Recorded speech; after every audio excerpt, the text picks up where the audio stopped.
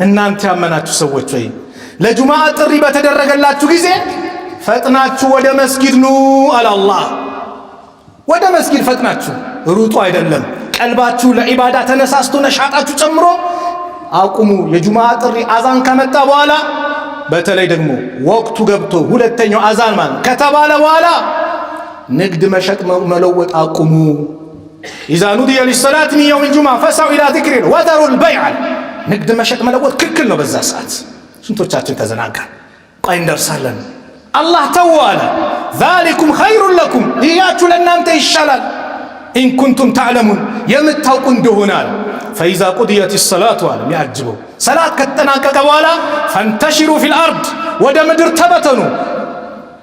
ወብተጉ ሚን ፈድሊላህ፣ የአላህንም ችሮታ ፈልጉ፣ የእሱን ርዝቅ ፈልጉ። ሂዱ፣ ተንቀሳቀሱ፣ ነግዱ አለ። ንግድ ላይ ሆናችሁም ወዝኩሩላህ ከሲረን ለዓለኩም ቱፍሊሁን፣ አላህን በብዙ አውሱት። ንግድ ሆነ ማውሳት ትችላለህ። እየነገድክ ንግድ ቦታ ሆነ ተስቢሕ አድርግ፣ ተሕሚድ አድርግ፣ ተክቢር አድርግ። ላ ሐውለ ወላ ቁወተ ኢላ ቢላህ፣ ሱብሓነላህ፣ አልሐምዱሊላህ።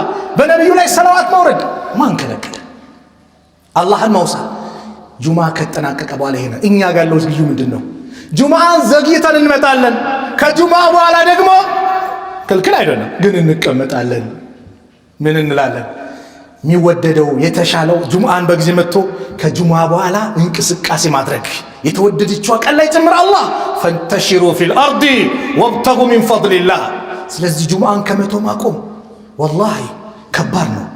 አንድ ወንድም እስር ቤት ላይ ጁምዓን ያልሰገደ 3 ጁምዓ ያመለጠው አሉኝ አለ ይከፍራል አሉኝ። ከዛ በኋላ 3 ጁምዓ 2 ጁምዓ ያመልጠኝና 3ኛዋን ቻይናም ልሁን ዱባይ እሰግዳታለሁ። ሱብሃንአላህ ላለመክፈር እኮ ነው። የመጨረሻ በወር ውስጥ 3ኛዋን ብቻ እሰግዳለሁ። ግን ለኢማን የነበረው ፍቅር፣ እስልምናን ለመያዝ የነበረው ፍቅር ጠንካራ ስለነበረ አላህ እስር ቤት ሰበብ አድርጎ አመጣውና 5 አውቃት ሰላት ጠብቁ። ቁርአን ራሱ እኔ ጋር የቀረው ያከተመው በአመት ከ2 ወር እድሜው ትልቅ ነው። ምንድነው አብዛኛው ሰው ጁምዓ ላይ ይዘናጋል። ለምን እንኳን ጁምዓ አይደለም የአስር ሰላት አውቆ ያሳለፈ ሰው ቤተሰብ ንብረቱ እንደጠፋ ይቁጠር ያሉ ነብዩ ሰለላሁ ዐለይሂ ወሰለም። ሰላት የምትደራደርበት ዒባዳ አይደለም፣ ሐያታችን ነው፣ ደምህ ነው፣ አጥንትህ ነው። ያለ ሰላት ሙስሊም አይኖርም። ሰላታችን ሁሌ የምንጠብቀው ነው። ጁምዓን ደግሞ የበለጠ እንጠብቀው ነው እንጂ ሌላ ሰዓት ላይ እንሸራርፎ ማለት አይደለም። ከባድ ነው። ነገ የውመል ቂያማ አላህ መጀመሪያ የሚተሳሰበን ሰላት ነው። ሰላት ከተበላሸ ሁሉም ይበላሻል። ሰላት ከተስተካከለ ሁሉም ይስተካከላል። ሰላት ላይ በምንም መልኩ አንድ ያለን ሀብት እሱ ነው። ዘካ እናውጣ ገንዘብ የለን፣ ሐጅ እንመላለስ ገንዘብ የለን። ሰላት ናት ሀብታችን። የሰላት ኡዙር 2 ነው። የተኛ ሰው ሲነቃ ይስገድ፣ የረሳ ሰው ሲያስታውስ ይስገድ።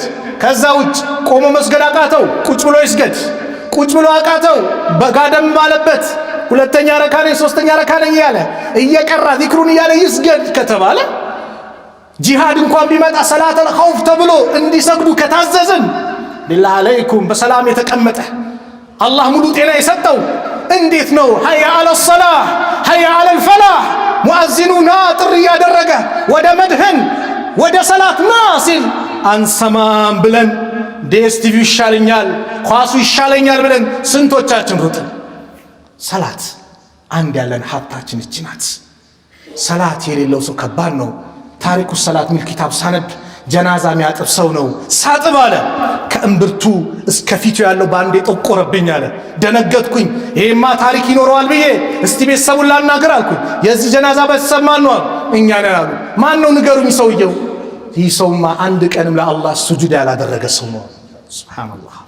ስለዚህ ሰላት ላይ ሁላችንም ልንጠባበቅ ይገባል። እቹ ጁምዓ ልዩ ቀናት፣ እቹ ልዩ ቀናችንን ሁላችንም በአግባቡ እንጠብቅ። የመጨረሻው ጁምዓ ከተሰገደ በኋላ ሰው ሲሮጥ ምን ሲል ሰላት እያቋረጠ የሚሮጥ ብዙ ሰው ይታያል። ሰላት ማቋረጥ ከባድ አደጋ አለው። የአላህ መልእክተኛ ነብዩ አለይሂ ሰላቱ ወሰላም አንድ ሰው ለው ያዕለሙ ልማሩ በይነ የደይ ሙሰሊ በሰጋጅ ማለን ማለፍ ቢያውቅ ኖሮ ያለበትን ነገር ማዛ ላይ ምን እንዳለበት ሚነል ኢስሚ ከወንጀል ለካነ አን የቂፈ 40 ኸይረን ለሁ ሚን አን የሙረ በይነ የደይህ በሰጋጅ መሃል ከሚያልፍ ከሱ ፊት ለፊቱ ከሚያልፍ 40 ቢቆይ ይሻለዋል። 40 ቀን ነው ወር ነው ዓመት ነው አሉ ዑለማዎቹ። እኔ እንጂ የትኛው እንደሆነ 40 ዓመት ቢቆም ይሻለዋል፣ 40 ቀን ቢቆም ይሻለዋል፣ 40 ወር ቢቆም ይሻለዋል። ያለበትን ወንጀል ቢያውቅ በምን ሰላት እየሰገደ ሰው አቋርጦ መሄድ። አንዳንዱ ሕፃን ነው ይላል። ሕፃን እንደውም ወንጀል የለበትም ለምን ትንቀዋለህ? ሰላት በቃ መረጋጋት፣ ጠብቀን መሄድ። የሚሰግድም ሰው ደግሞ ፊት ለፊት ሱትራ ካለ ማድረግ፣ አለዛ ግን ዝም ብለን ማቋረጥ። ይሄ ጁምዓ ላይ በተለይ የሚታዩ ስህተቶች ናቸው። ያንን ማድረግ ነው። ሴቶች ጁምዓ ሲመጡ አትከልክሏቸው፣ የአላህን ባሪያዎችን ወደ መስጊድ ሲመጡ ተብለዋል። ነገር ግን እህቶቼ መስጊድ ስትመጡ ዚክሩን ለመስማት ዱዓውን ለመቀበል የጁምዓውን ተክሳስ ለመስማት ነውና ይሄንን አደብ ለማግኘት ይሄንን ደረጃ ለማግኘት መተን ግን የምንሸጥ መስለን ተኳኩለን ተቀባብተን ለሰው ፈተና በአሁኑ ሰዓት መስጊዶቻችን መግቢያ መውጫቸው ተመሳሳይ በሆነበት ሰዓት ወንዱን ፈተና የሚጥል አለባበስ ለብሰን የምንመጣ ሴቶች አላህን ልንፈራ ይገባል። ሽቶ ተቀብታ ሽቷ ሰዎችን እየፈተነ ከሆነ እንደ ዝሙተኛነት ብለው የአላህ መልእክተኛ ከተናገሩ ሴት ላይ ጁምዓ ዋጅብ አልሆነባትም። ነገር ግን ካስፈቀዷችሁ እንዳከለክሏቸው ብለዋል የአላህ መልእክተኛ።